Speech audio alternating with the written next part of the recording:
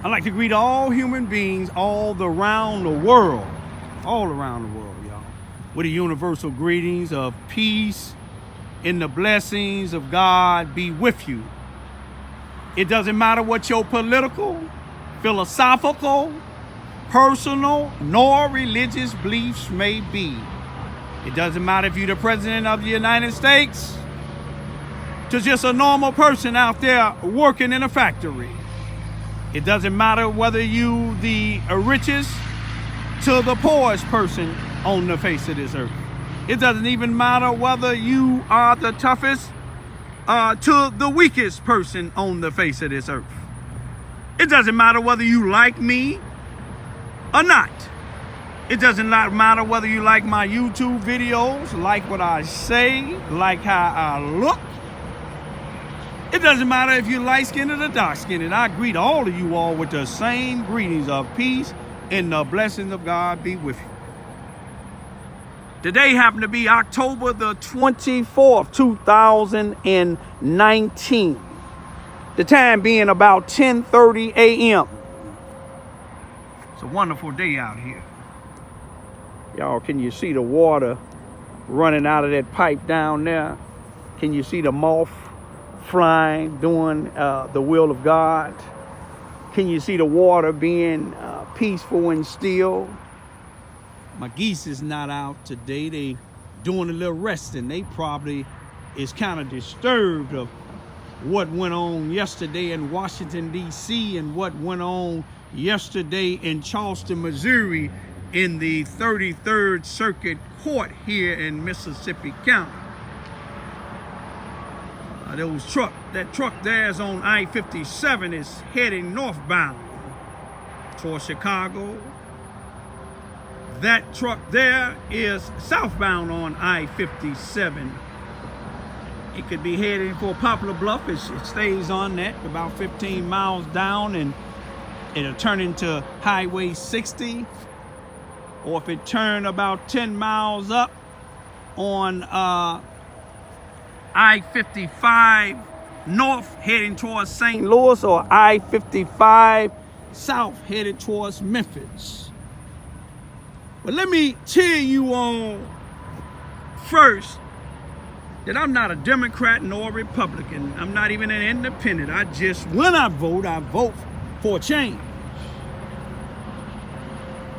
I voted for Donald Trump because it was only two choices. It shouldn't be two choices in the United States with all these billions of people, a Democrat or a Republican. I voted for Donald Trump because I wasn't going to vote for Hillary Clinton. We seen 8 years of her husband, and then we seen Obama put her in his cabinet. That's another story.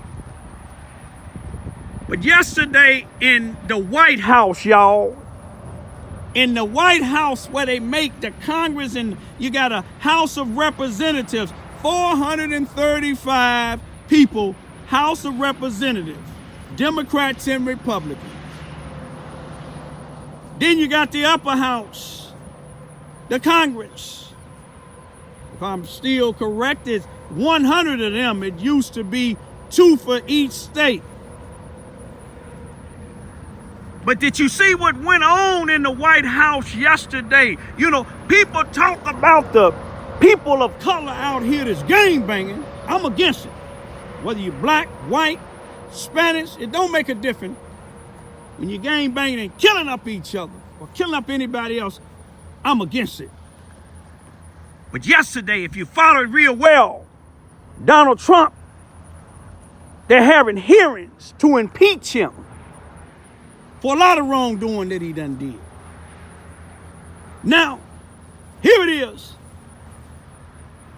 To me, the actions of those Republicans who I'm finna tell you about, it was just like as if Donald Trump is the grand wizard of the Ku Klux Klan, and these 24 of white Republicans that violated the law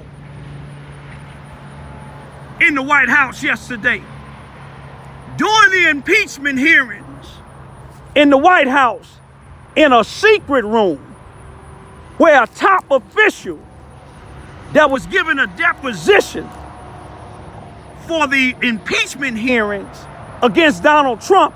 Anybody that know anything about depositions, I done been to some on criminal and civil cases. They are not public hearings. A deposition is a private secret thing, and they was having this yesterday when 24 of white Republicans stormed into this room. Now, how in the world you in the White House and not just 24, but anybody gonna be able to get in a secret room where they having depositions, where the only one that's supposed to be in there, the one that's giving the deposition and the ones that's holding the hearing? Why did security, CIA, or anybody else stop these 24 or more Republicans? And they made it clear what they came to do. You could see the one white female, you know how when we put the black fist up, saying power to the people, you could see her with her hand up, showing the reporters she leading the way. They went in there and disrupted that hearing for 5 hours, not 5 minutes, not for 5 seconds, but 5 hours. Now, all of them should be arrested. Ain't no question of doubt. Number one, they shouldn't have even been able to made it that close to that door. Security should have stopped them and arrested all of them. But they didn't. Then, after they did that, here's Donald Trump tweeted talking about anybody that's criticizing the Republican Party and calling them scum. This is the president now. Now, let me say a little something to those that said, well, you voted for him. Yeah, I voted for him. He ain't no different than Hillary Clinton. He ain't no different than President Obama. You see what I'm saying? President Obama had a chance to put a black as a Supreme Court justice that would stay in there for the rest of their life until they die. But what did he choose? One white and one Spanish. That was his prerogative. President Obama gave clemency to 2 top-ranking military personnel, white, that should have been charged with espionage. Espionage is when they giving information, secret information of the military to other countries. He freed a female and a male. He also freed a Spanish guy that was an activist for the Puerto Rican nationalists who was accused of doing bombings in the United States in the 1970s and the 1980s. He commuted their sentence. But yet y'all talk about Kanye West when he went and asked Donald Trump to free Larry Hoover. At least if he'd have freed Larry Hoover, I know him personally, I did time with him. You see what I'm saying? Irregardless of what he locked up for, these same people that Obama gave clemency to or commuted their sentence, they was locked up for more serious crimes. But they're afraid. Kanye West knew, I know, and some other people know, if they'd have freed Larry Hoover can put a stop to a lot of this black on black violence. He can bring unity. I know I'm gonna have critics on that. Criticize if you want it. When you get through criticizing me, you ask Obama why he couldn't find one black in the United States to be in the as a Supreme Court justice. Why can't he find one black, powerful man, black man that's locked up in the federal penitentiary to let out to try to get peace in our neighborhoods? There's other congressmen and representatives and even religious leaders asked them to free Larry Hoover. So don't talk about Kanye West. I give him a thumbs up for at least trying. But let me get back to this here. Now, what if 24 black gang members would have went and stormed up into that thing like them 24 white Republicans did? They probably would have got shot down and killed. I don't care who don't like what I'm saying. I'm just dealing with facts. Let's come to Charleston, Missouri, y'all. Just yesterday, I sit in the courtrooms, places where the people from the NAACP here in Charleston, Missouri, these black and white ministers, these groups that's getting this federal government money. You see what I'm saying? They don't sit up in them until they somebody going up against somebody like me that's exposing them. They go up and sit in and ask the judges to help these people out. But let me show y'all a situation. On April the 9th, 2016, one of my neighbors came and told me right on Vine Street that it was an individual that's tied with the NAACP now, who's tied with this particular judge that I'm going to tell you about now, who was tied with Susanna Wesley Family Learning Center. So was the judge. So was majority of all these people that's in the NAACP and all these people, so-called preachers. All of them was tied together now. This guy was in 158 feet away from my house telling little black children in my neighborhood. He used to live in the neighborhood, but he moved in an all-white neighborhood, or a neighborhood that's 99.9% white, if not him being the only black in there, about a police station. But he was telling little black children that I rape children, something that can't nobody ever show you anything that I ever raped any child or tried to rape any child. Matter of fact, the children in my neighborhood give me more respect than they do these particular individuals that be trying to attack me. This same individual even was putting it in the minds of these thugs. You could see my YouTube video. They coming by my house, by the courtroom and other places saying the same thing, but couldn't none of them show anything that they said to be true concerning me.